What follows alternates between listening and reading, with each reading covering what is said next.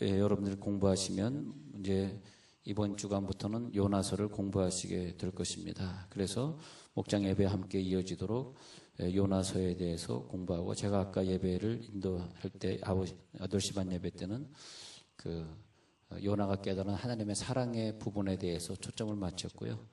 이제 이 예배 때는 왜 배가 깨지게 되었는가에 대해 초점을 맞추고자 합니다. 오늘 성경에 보니까 여호와의 말씀이 요나에게 임하니라 할 때, 어느 때는 저는 미국에서 신학을 해서 그런지 때로는 영어의 느낌이 좀 더 영어를 오래 하고 살았던 사람에겐 좀 그런 느낌이 좀 더 오는 것 같아요, 한국말보다는. 그래서 말씀이 임했다. 그러면 자, 말씀이 임했다. 굉장히 저에게 감동이 와요. The word of the Lord came to Jonah, son of Amittai. 그래서 아미떼의 아들에게 came to Jonah. 그랬는데 뭐냐면 word of the Lord. 그러니까 하나님의 말씀이 왔다. came to Jonah. 그랬을 때, 요나에게 아미떼의 아들, 에미타이의 아들 요나에게 그 말씀이 왔다 할 때 미국인들이 느끼는 그런 감동은, 말씀이 요나에게 came, 왔어. 그 다음에 go to the great city of Nineveh. 그러니까 그 가장 큰 도시 니느웨로 가라. and preach against it. 그거를 향하여 외치라. because its wickedness has come up before me. 그래서 그 사악함이 내 앞에 상달했기 때문이다. 그랬을 때, 얼마나 하나님이 답답하셨으면, 그 사악함이 너무나 얼마나 심했으면 에미타이의 아들 아미떼의 아들에게 이렇게 가라 그랬을까. 요나가 얼마나 사랑을 많이 받았으면, 얼마나 선택을 많이 받았으면 이렇게 니느웨로 가도록 선택을 받았을까. 그런데 그 선택을 받은 사람인데도 불구하고 무엇 때문에? 그러니까 상처 때문에. 늘 우리들이 살다가 보면 상처가 우리들의 배를 깨지게 합니다. 상처가. 그러니까 우리 집에 환자가 있는데 몸이 아픈 사람은 자기가 아파요. 그래서 어머니가 내 아들을 대신해서 내가 아팠으면 좋겠다. 하나님, 내 아들이 왜 아픕니까? 날 대신 아프게 하소서. 어머니의 눈물을 보면 마음이 아파. 어머니가 얼마나 아플까? 저 아들이 아플 때 어머니의 마음은 더 아프겠지. 그런데 그 식구가 아프다 그래서 식구들이 환자가 되고 싶어 주지만 대신 아파줄 수는 없는데,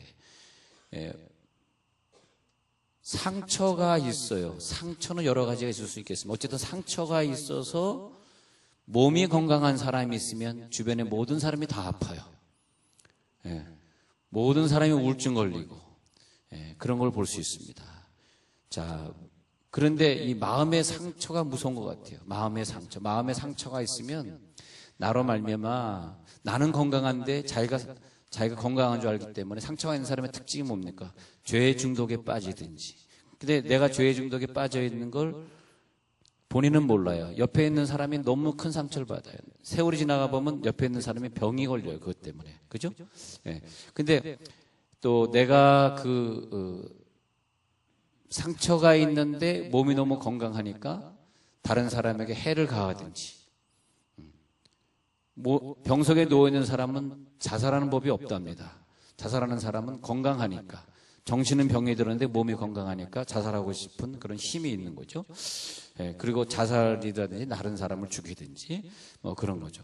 또 교회에서 보면은 마음의 상처가 깊은데 거기에다가 은사를 받거나 직분을 받거나 하면 그다음부터 교회에 또 문제가 되고 그러는 거죠. 그래서 교회에서는 그 사람의 상처를 다 치료해 준 다음에 사랑으로 치료해 준 다음에 직분도 드리고, 또 하나님이 이분에게 또 방언도 주시옵소서, 또 은사도 드리고 하면 참 건강한 교회가 될 텐데, 그런 부분이 늘 교회 하다 보면 아쉬운 부분이죠. 자, 하여튼 그런데 우리들의 마음에 상처가 있으면 그것으로 말미암아 죄와 미움, 그리고 우울증 이런 것들이 발생하게 되는데, 지금 요나에게는 상처가 있어요. 무슨 상처냐 하니까 니느웨는 우리 적군입니다. 우리가 왜 적군에게 가서 복음을 전합니까? 아수르 사람들은 우리 유대인들을 껍질을 벗겨서 죽였고 데려가가지고 자기 노예 삼고 얼마나 나쁜 사람들인데 내가 거기 가서 복음을 전해야 됩니까? 그 어떤 적에 대한 상처, 우리가 누구를 전도합시다 그럴 때 사람에 대한 상처가 있는 사람은 절대 가까이 가서 전도를 하지 못하는 걸 볼 수 있습니다. 그런데 요나는 그 상처가 있어가지고 사람이 두려웠어요. 그러니까 그 다음에 상처 있는 사람은 하나님의 말씀이 임하는데 순종할 수가 없는 거죠. 순종할 수. 근데 욥기서 23장 8절에서는 내가 앞으로 가도 그가 아니 계시고 뒤로 가도 보이지 아니하며 그가 왼편에서 일어나시나 내가 만날 수 없고 그가 오른편으로 돌이키시나 배울 수 없구나. 나의 가는 길을 오직 그가 아시나니 그가 나를 단련하신 후에는 내가 정금같이 나으리라. 순종의 사람은 나를 단련하신, 어떻게 단련해? 내 상처를 치유하시고 나를 연단을 주시면서 단련하시니까 그 다음엔 정금같이 나와서 이젠 내가 복음을 전할 수 있겠습니다. 이젠 내가 니네로 갈 수 있겠습니다.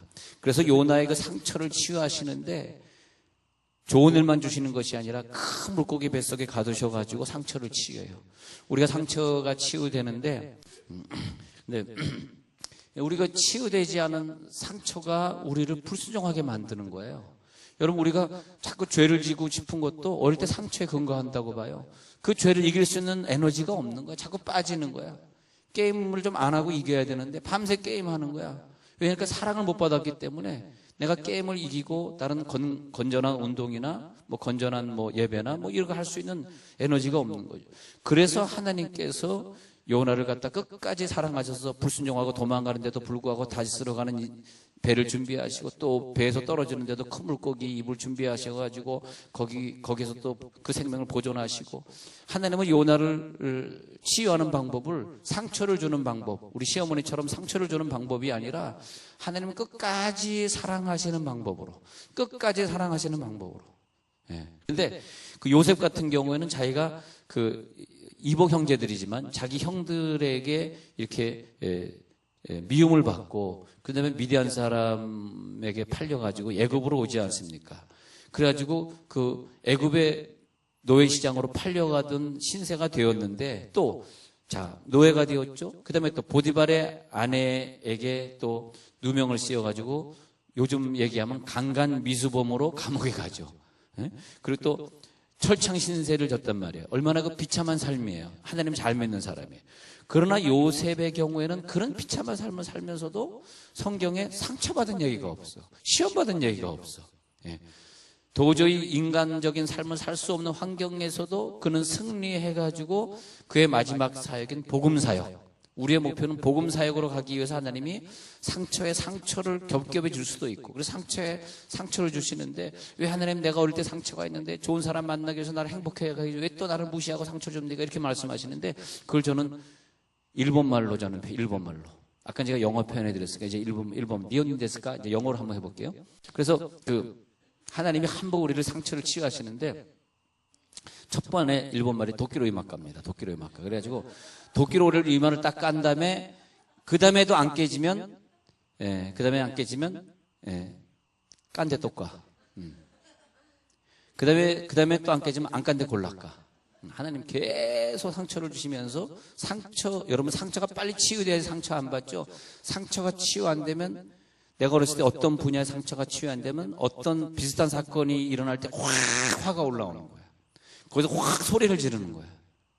그러면 또 그걸로 말하면 또 다른 상처가 또 이어지는 거야. 내가 어렸을 때 어떤 사건이 있었는데 내가 무시당한 사건이 딱 생각이 나잖아. 그러면 여기서 또 내가 무시당할 때 확 화가 일어나잖아. 그런데 그것이 뭐냐면 하나님이 또 우리를 낮추시는 과정이죠. 또 낮추시는 거야.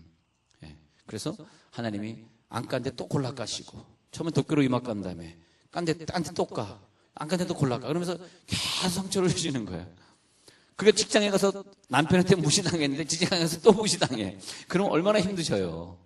여러분 오늘 하나님을 만나시고 치유받으시기 바랍니다. 근데 오늘 보여주는 요나의 하나님은 그게 아니더라고. 그래서 저는 여러분들 교회 오면 치유받고 갔으면 좋겠어요. 목사님과 사모님에게 저에게 이렇게 좀 치유를 받고 가고, 우리 목사님 사모님은 참 사랑이 많으시구나. 나이가 부족한데도 늘 칭찬해 주시고, 그렇지만은 사랑해 주시고, 집사님 얼마나 힘드셔요. 얼마나 사랑하시고. 그저 교회는요, 칭찬과 격려 외에는 없어요. 왜냐하면 너무 밖에 상처를 많이 받고 오니까, 직장에서 너무 스트레스 많이 받고 오시니까 여기서는 서로 만나서 치유해 주고. 근데 하나님이 요나를 그렇게 사랑하셨어요. 근데 요셉은 사랑이 있었어요. 37장에서, 창세 37장에서 아버지께 사랑을 제일 많이 받고 채색 옷을 지어 입혀주시는 그 사랑이 있었기 때문에 그 감옥의 상처, 보디발의 집에서 상처를 극복하고 나서 형들이 왔을 때 그 형들을 야단치지 아니하고 형들을 자기 애굽 땅으로 다 인도해내는 사랑이 있었단 말이에요. 그런 사랑이 없으면 어떻게 구원의 복음을 전하겠습니까? 니느웨로 가야 되는 그 길에 이 요나는 다시스로 갑니다. 그런데 다시스로 가는 길에 하나님의 사랑을 체험하지 못했다면 어떻게 니느웨 사람들 그 적군에게 가서 복음을 전하겠어요? 그런데 요나는 그것을 모르고 하나님의 사랑을 모르고 다시스로 갑니다. 다시스로 도망가는 길은, 다시스는 무엇입니까? 내 주관대로 사는 곳이요, 하나님이 없이 주여 주님의 뜻대로 하지 마시고 내 뜻대로 하시옵소서, 내 뜻대로 하는 곳이요, 하나님의 명령에 불순종하고 가는 길이요, 하나님의 사랑이 없는 곳이요, 거기에는 그 길로 가면은 안 되는 곳인데 내가 주인인 곳이, 내가 주인인 곳, 그것이 다시 니느웨는 뭐예요? 하나님이 주인인 곳. 다시스는 뭐예요? 내가 주인인 곳, 절대적인 하나님의 뜻이 없는 곳, 하나님의 음성에 반대되는 자리, 그 자리로 자꾸 가는 곳이에요. 내가 주인인 것이, 하나님 뜻이 있는데 내 뜻대로 가는 곳이에요. 그래서 거기에는 큰 물고기, 즉 마귀, 즉 환난, 그런 것들이 우리를 기다리고 있는 거죠. 우리들의 여행은 다시 니느웨로 가야 되는 여행인 줄 믿습니다. 다시스로 가고 있을 때 만나는 것이 내 배가 깨지게 되는 것입니다. 오늘 성경에 보니까 그 배가 거의 깨지게 된지라. 내가 하나 불순종함으로 말미암아 같이 타고 가는 사람들, 같이 가는 공동체, 내 가정, 내 국가, 내 교회, 내 직장이 다 깨지게 되어 가는 거죠. 이 신앙의 여정, 우리가 오늘 이 예배를 통해서 하나님 앞에 어떤 질문을 받아봐야 돼요. 너 지금 어디로 가고 있느냐? 너는 지금 어디를 향해 가고 있느냐? 네가 다시스로 가고 있는 동안 네 배는 깨지고 힘들 거야. 왜 자꾸 다시스로 도망가다가 돌아서 니느웨로 가려고 하고 있느냐? 그러면서 이제 요나서 4장에 가서 보면 박농쿨을 보여주는 거죠. 나는요, 다시스 사람, 니느웨 사람 너무 싫거든요. 그 사람들은 우리를 핍박하고 껍질을 벗겨 죽이고 우리를 노예 삼고 너무너무 힘들거든요. 그래서 안 가려고 했거든요. 그랬더니 하나님이 박농쿨을 보여주시면서 어느 날 갑자기 박농쿨이 아침에 말라버리니까, 그러니까 그 뜨거운 햇빛을 자기가 직접 받아야 되니까, 하나님 왜 박농쿨을 마르게 해주셔가지고 내 뜨거운 햇빛을 가리지 못하게 하십니까? 그렇게 따지니까, 야, 박농쿨이라고 하니 작은 것 하나. 그러니까 하나님이요, 우리들에게 어떤 말씀을 하실 때 이 환경을 통해서 메시지를 주셔요. 이런 환경 저런 환경을 주시면서 거기서 빨리 하나님의 음성을 들어야 돼요. 그 박농쿨이 없어진 것은 뭐냐면 이 작은 것도 하나님이 귀하게 여기시는데, 하물며 이 다시스 니느웨에 사는 이런 백성들도 내가 훌륭하게 여기지 않겠느냐? 이 니느웨에 사는 이 백성들을 얼마나 내가 훌륭하게 생각하겠니? 얼마나 내가 안타깝게 생각하고 사랑하겠니? 이 박농쿨 하나도 귀한데 이 니느웨 사람 얼마나 귀하니? 하고 메시지를 주시는 거죠. 그런데 그것을 깨닫지 못할 때 우리가 하나님한테 계속 어떤 메시지를 받아. 야, 그러면 되겠니? 네 아내가 얼마나 귀하니? 너의 남편이 얼마나 귀한 사람이니? 네 자식을 얼마나 사랑해줘야 되겠니? 네 자식처럼 저 바깥에 걸어가 다니는 저 학생들 얼마나 귀하게 내가 생각해 하는지 아니? 하면서 박농쿨의 사건을 보여주는 거거든요. 그런데 거기에 불순종을 할 때, 예를 들어서 동생이 집 나갔다 돌아오니까 형이 화를 냅니다. 아니, 잃어버렸던 동생이 들어왔으면 반가워해야 할 형이 화를 내면서 왜 나를 통해서는 소 한 마리 잡지 않더니 왜 내 동생이 돌아오니까 소를 잡고 이렇게 축제를 벌이십니까? 그렇게 말합니다. 왜냐하니까 아버지의 마음을 몰라요. 나는 좀 동생이 성가시다 할지라도 아버지의 마음을 생각해 보면 아버지가 낳은 아들이 얼마나 귀할까? 우리가 어떤 사람이 좀 믿더라도 하나님이 보실 때는 어떻게 생각하실까? 하나님이 저 아들을 낳았잖아. 저 다시스 사람, 저 니느웨 사람 다 하나님이 낳은 사람들이잖아. 어떤 사람은 다시스 사람은 사랑하고 니느웨 사람은 사랑하지 않을까? 그게 아니잖아. 하나님 다 똑같이 사랑하시잖아. 그런 마음이 들어와야 되는데 그런 마음이 들어오기 전까지 있었던 그 마음이 뭐냐면 다시스로 도망하는 배. 그 배에 탔더니 나뿐만 아니라 그 배에 탔던 모든 사람들이 같이 깨지게 되었더라. 근데 하나님의 열심, 하나님의 열심은 어디서 오느냐? 하나님의 질투. 하나님의 질투는 뭐냐? 끝까지 그 영혼들을 내가 구원하리라. 이것이 하나님의 질투고, 그 박영선 목사님의 그 책에서 늘 얘기했던 그 구절, 하나님의 열심이 이것을 이루시리로다. 그래서 남북교회 아주 부흥시키죠. 하나님의 열심이 이것을 이루로다. 그것이 뭐냐면 거룩한 열심. 그 거룩한 열심은 하나님의 질투. 이 질투는 뭐냐? 구원에 대한 질투.